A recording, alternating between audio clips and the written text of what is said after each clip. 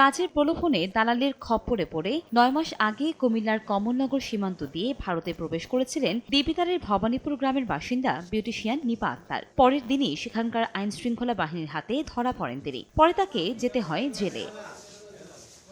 দীর্ঘ ৬ মাস কারাভোগের পর মুক্তি পান নিপা আক্তার। পরে সেখানকার একটি সেফ হোমে ঠাঁই হয় তার। এরপর ত্রিপুরায় বাংলাদেশ সহকারী হাই কমিশনারের মধ্যস্থতায় এবং দুই দেশের পররাষ্ট্র ও স্বরাষ্ট্র মন্ত্রণালয়ের সহযোগিতায় দেশে ফেরেন তিনি। স্টেশনে বসেছিলাম, তখন পুলিশ চেক করতে আসছিল। তো চেক করে আসার পরে আমাকে ফোর্স করতেছে কোত্থেকে পাইছি, কেন পাইছি, কিভাবে পাইছি, আমি আসলে কি বাংলাদেশি কিনা। যখন আমাকে জিজ্ঞেস করছে আমি বলছি যে ভয় পেয়ে বলে দিচ্ছি যে হ্যাঁ আমি বাংলাদেশি।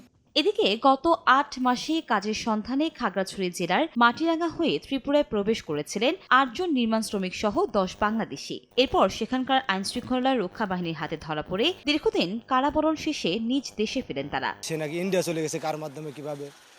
তারপর পরে ২-৩ মাস পরে জানতে পারি যে সে নাকি পুলিশে ধরা পড়ছে, ইন্ডিয়ান পুলিশের হাতে। আখাউড়া স্থলবন্দর সীমান্তে তাদেরকে গ্রহণ করেন স্থানীয় প্রশাসনের কর্মকর্তারা।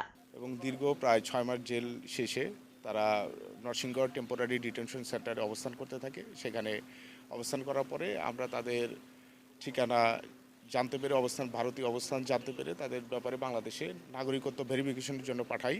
সিটিজেনশিপ ভেরিফিকেশন সেটা হয়ে আসার পরে আমরা তাদের নাগরিকত্ব নিশ্চিত হওয়ার পরে বাংলাদেশে প্রত্যাবাসনের ব্যবস্থা করি।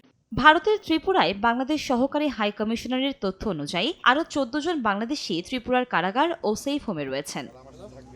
সময় সংবাদ, ব্রাহ্মণবাড়িয়া।